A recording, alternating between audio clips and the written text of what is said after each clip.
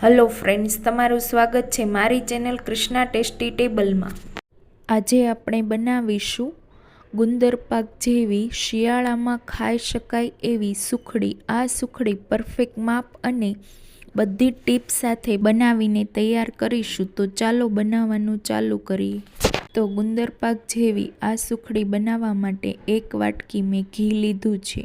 આ ઘીમાંથી 3 ચમચી જેટલું અત્યારે કડાઈમાં એડ કરીશું અને બાકીનું ઘી આપણે પાછળથી ઉપયોગ કરીશું। હવે અહીંયા મેં લીધો છે 3 ચમચી જેટલો ગુંદરને તળવા માટે ઘી ગરમ કરો। ઘી ગરમ થાય એટલે આપણે ગુંદરને તળી લઈશું। હવે ઘી ગરમ થઈ ગયું છે તો એટલે થોડો ગુંદર ઉમેરી સરસ ક્રિસ્પી થાય ત્યાં સુધી આપણે તળી લેશું। આ ગુંદરને આપણે બાવળિયો ગુંદર પણ કહેવાય છે।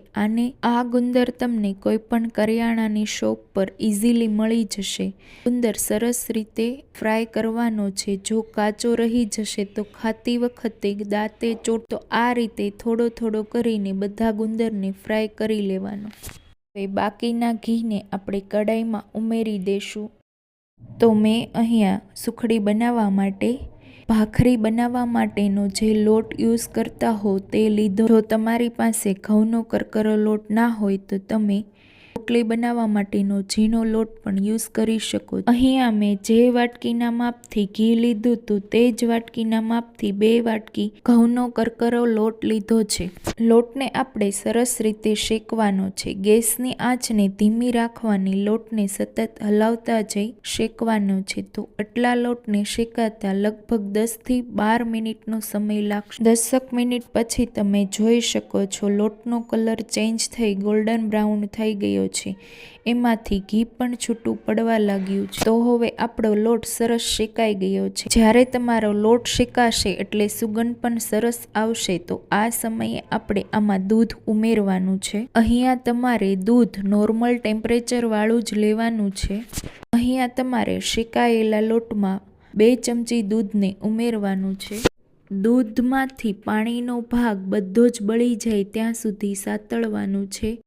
દૂધમાંથી પાણી બળી ગયું એમ લાગે એટલે પાછું 2 ચમચી દૂધ ઉમેરવાનું છે। આ રીતે દૂધ ઉમેરવાથી સુખડી એકદમ સોફ્ટ બને છે અને ફરી પાછું દૂધમાંથી પાણીનો ભાગ બળી જાય ત્યાં સુધી તેને સાતળવાનું છે। આ રેસીપી બનાવવામાં ખૂબ જ સરળ છે, સ્વાદમાં ખૂબ જ ટેસ્ટી લાગે છે। તો આ રીતે ફરી પાછો લોટને 2 થી 3 મિનિટ સાતળ્યા પછી ગેસની આંચને બંધ કરી દેશું।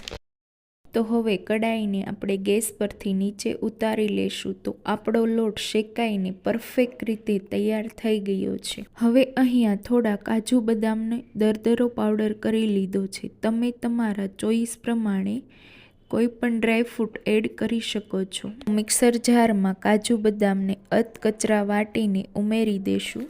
હવે તેમાં સૂકા નાળિયેરના છીણને 3 ચમચી એડ કરેલું છે। આ બધી વસ્તુને સારી રીતે મિક્સ કરો।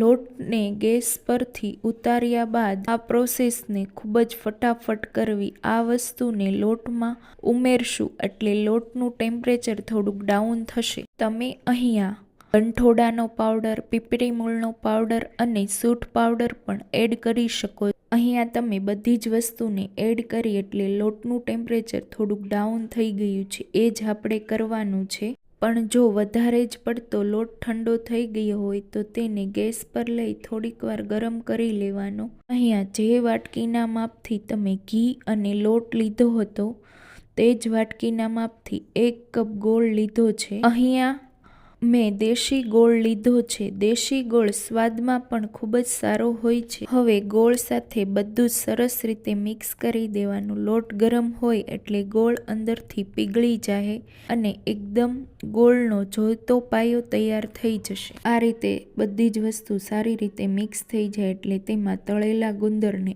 એડ કરી દેશું। તો આ રીતે બધી જ વસ્તુને સરસ રીતે મિક્સ કરી ત્યાર પછી તેને ઘીની ગ્રીસ કરેલી ડીશમાં પાથરી દેવું। ત્યાર પછી વાટકી ને આ રીતે થપથપાવી દેવાથી જેથી તેની ઉપરની સપાટી એકદમ લીસી થઈ જશે. ત્યાર પછી તેના ઉપર થોડાક ડ્રાયફ્રૂટને સ્પ્રિંકલ કરી દેશું.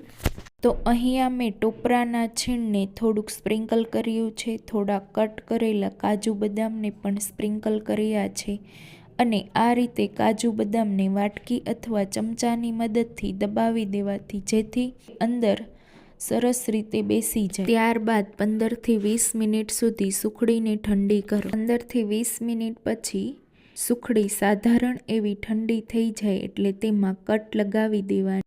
તમને જે સાઈઝની ગમતી હોય અને તમને જેવા ગમતા હોય તેવા કાપા પાડી દેવાના. અહીંયા મેં સ્ક્વેર શેપમાં ટુકડા કર્યા છે અને હવે સુખડીના પીસને તમને બતાવું તો તે એકદમ સોફ્ટ, મોઢામાં મૂકતા જ પીગળી જાય તેવી બની છે. તો તમે આને સુખડી કહો કે ગુંદર પાક કહો, તે બનીને તૈયાર છે. જો તમને આ શિયાળાની મારી રેસીપી ફોલો કરી અને આ સુખડી અથવા ગુંદર પાકને જરૂર ટ્રાય કરજો અને તમારા બધા જ ગ્રુપમાં મારા વિડીયોને શેર કરજો. તો આવા જ નવા વિડીયો જોવા માટે મારી ચેનલને લાઈક, શેર અને સબસ્ક્રાઈબ કરજો.